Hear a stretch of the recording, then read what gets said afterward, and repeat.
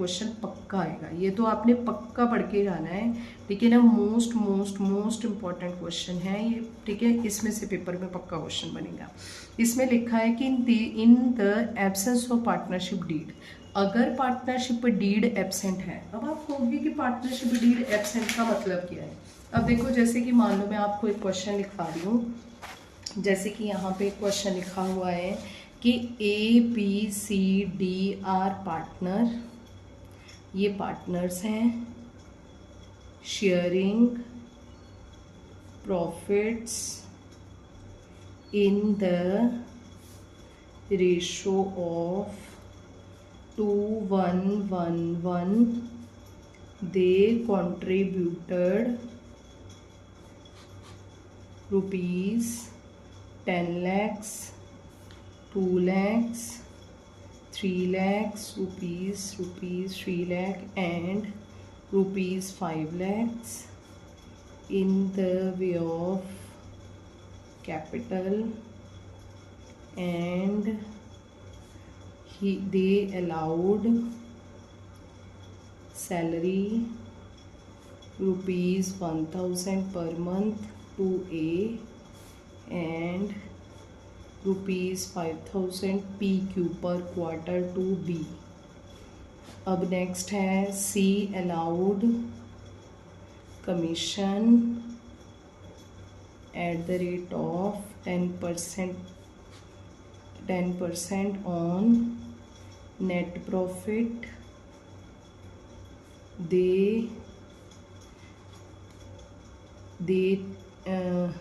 If they withdrawn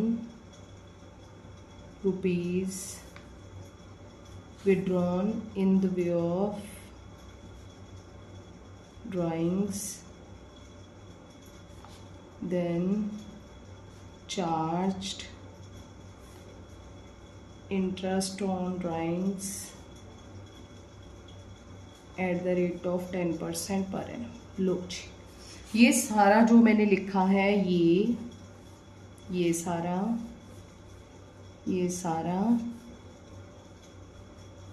ठीक है, ये और ये सारा, ये क्या है, ये है हमारी पार्टनरशिप डीड। तो अगर तो हमारे क्वेश्चन में ये सारी पार्टनरशिप डीड, ये सारा कुछ लिखा हुआ आ रहा है, ठीक है, तो हमने उसके अकॉर्डिंग टू काम करना है। बट इन केस हमारे क्वेश्चन में ये तो बता दिया 4 पार्टनर है, ये बताया ही नहीं कि उन्होंने पैसे प्रॉफिट बांटना कैसे है, लॉस कैसे लेना है। तो फिर आप क्या करोगे, अगर क्वेश्चन में ये चीज़ मिसिंग है तो फिर आप किसके अकॉर्डिंग टू करोगे, एज पर द एक्ट 1932। और एक्ट 1932 कहता क्या है कि अगर पार्टनरशिप डीड में इन प्रॉफिट और लॉस के बारे में कुछ नहीं लिखा तो आप कैसे बांटोगे, इक्वली, ठीक है। तो यहाँ पे 1:1:1:1, ठीक है, इक्वली होगा। अगर कंट्रीब्यूशन कैपिटल में तो लिखा हुआ है कि कैपिटल कंट्रीब्यूट करना है, 2 लाख इतना किया है। इंटरेस्ट ऑन कैपिटल के बारे में कुछ बताया ही नहीं है कि इंटरेस्ट ऑन कैपिटल कितना देना है, ठीक है। और अगर तो इंटरेस्ट ऑन कैपिटल बताया है कि इंटरेस्ट ऑन कैपिटल अलाउड जो है वो एट द रेट ऑफ 10%, ठीक है, तो 10% देना है, तो आपने 10% दे देना है। बट इनकेस कुछ भी नहीं लिखा तो नॉट अलाउड, तो उनको कुछ भी नहीं देना है, नॉट पेड या फिर not allowed. Interest on drawing भी, अगर तो चार्ज के बारे में लिखा है कितना चार्ज कर लो तो चार्ज कर लेना। जैसे हमारे क्वेश्चन में चार्जिंग के बारे में 10% पर एनम लिखा है तो हम 10% पर एनम चार्ज कर लेंगे। बट इनकेस कुछ नहीं लिखा तो कुछ भी चार्ज नहीं करेंगे, ठीक है।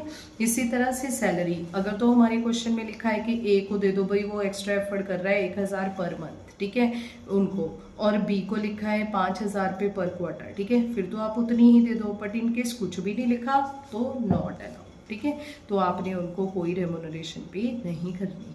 इसी तरह से अगर क्वेश्चन में लिखा है इंटरेस्ट ऑन लोन के बारे में कि इंटरेस्ट ऑन लोन जो है वो 10% दे दो, 20% दे दो, तो उतना ही देना है। बट इनकेस कुछ नहीं लिखा तो 6% पर एनम देना है, याद रखना है, सिंपल इंटरेस्ट पे देना है, ठीक है।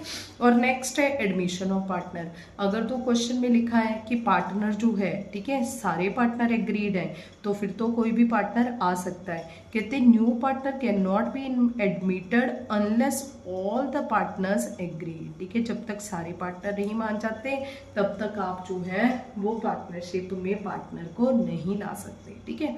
अब देखो ये जो हमारी सारी प्रोविजंस है ना, ये सारी आप अगले चैप्टर में पढ़ लोगे, पर इसमें से कुछ प्रोविजंस ऐसी हैं जो अगले चैप्टर्स में नहीं है। वो मोस्ट इम्पॉर्टेंट प्रोविजंस हैं ये दो, ठीक है। ये क्वेश्चन तो मोस्ट इम्पॉर्टेंट है, ये पेपर में काफ़ी बार पूछा भी जा चुका है, ठीक है। तो ये आपने प्रोविज़न पक्का पढ़ के जानी है पेपर में जाने से पहले, ठीक है। बाकी ये आपकी मर्जी है, पढ़ो या ना पढ़ो। अब देखो क्योंकि ये जो तीनों हैं ये तो अगले चैप्टर्स में आ जाएंगी हमारे पास। फर्स्ट क्या कह रहा है, if all the partners agreed, अगर सारे पार्टनर एग्री कर रही हैं तो माइनर पार्टनर में बी एडमिटेड। कल मैंने आपको बताया था कि ए हमारा एक ऐसा पार्टनर है, ठीक है, जिसने बिजनेस में सबसे ज़्यादा पैसा लगाया है और इन केस ऑफ एनी मतलब मिस हैपनिंग हो गई है और उसकी डेथ हो गई है, उसकी डेथ होने के कारण ही, ठीक है ना, वो पार्टनर जो है उसको हमें फर्म में से निकालना पड़ेगा, भेजना पड़ेगा, उसके पैसे देने पड़ेंगे। बट इन केस आपकी दुकान उसके पैसे के बिना चलेगी नहीं, ठीक है, तो आपका सारा बजट हिल जाएगा। तो आप रिक्वेस्ट कर सकते हो, ठीक है, कि उसका जो बेटा है वो हमारे पास एडमिट हो सकता है, ठीक है। तो यहाँ पे अगर कोई भी पार्टनर जो है मतलब सारे पार्टनर अगर मानते हैं ना तो माइनर पार्टनर हमारे पास आ सकता है। ये कहाँ पे लिखा है, पार्टनरशिप एक्ट 1932 के सेक्शन 30 में लिखा हुआ है, ठीक है। पर याद रखना, कल आप कहोगे कि मैडम कल तो आपने बताया है कि वो हमारा पार्टनर जो है वो कभी बन नहीं सकता, लीगली उसे इम्पोर्टेंस नहीं दी गई। तो बच्चे कल हमने जो पढ़ा था वो इंडियन कॉन्ट्रैक्ट एक्ट 1872 पढ़ा था, ठीक है।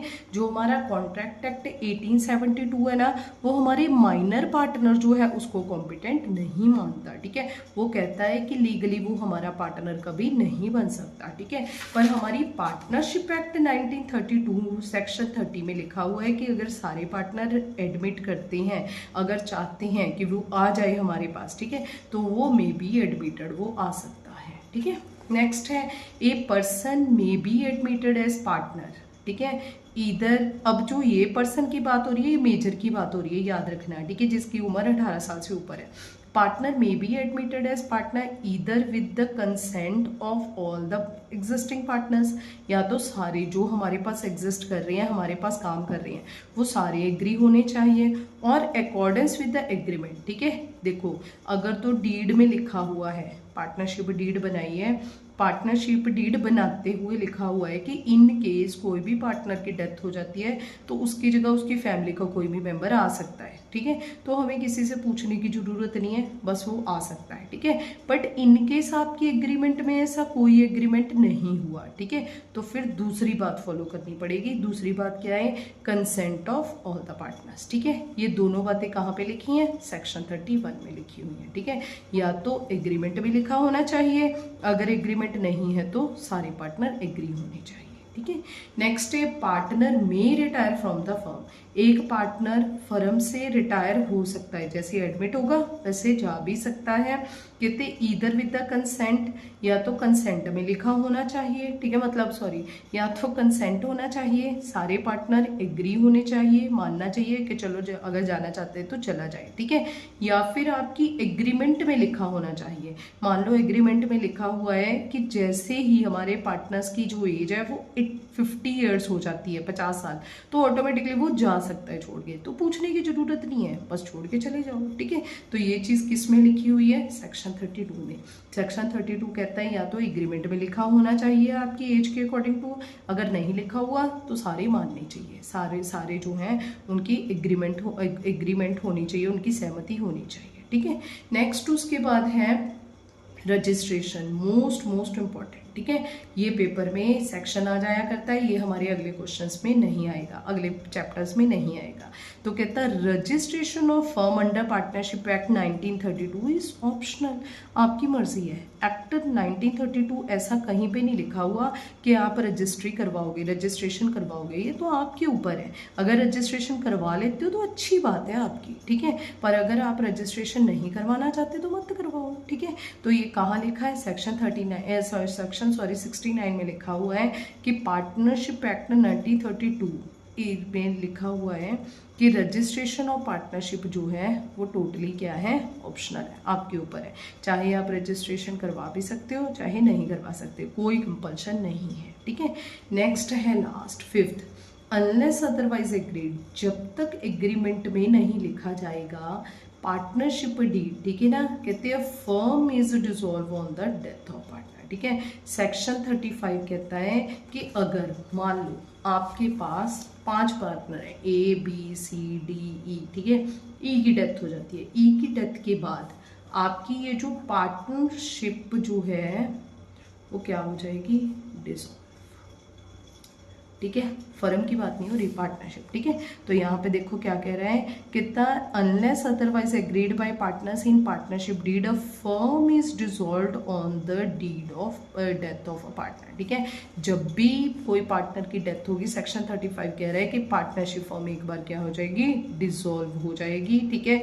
और अगर आप इसे दोबारा, ठीक है ना, बनाना चाहते हो तो आपको पार्टनरशिप डीड जो है वो क्या करनी पड़ेगी, चेंज करनी पड़ेगी। मतलब आपकी फर्म क्या होगी, रिकॉन्स्टिट्यूट होगी, ठीक है, पुनर्गठन होगा, दोबारा बनाई जाएगी, ठीक है। ये आपको नेक्स्ट चैप्टर्स में ज़्यादा अच्छे से समझ आ जाएगा, ठीक है। फिलहाल देखो सेक्शन 30, 31, 32, 69 ये वाला जो है और ये फर्स्ट वाला, ये किसी चैप्टर में नहीं आएगा, ये तीनों तो हम अगले चैप्टर्स में अच्छे से क्लियर कर लेंगे, ठीक है। तो ये थी importance of provisions of partnership act 1932। बाकी जो टॉपिक है वो हम कल करेंगे। Okay then.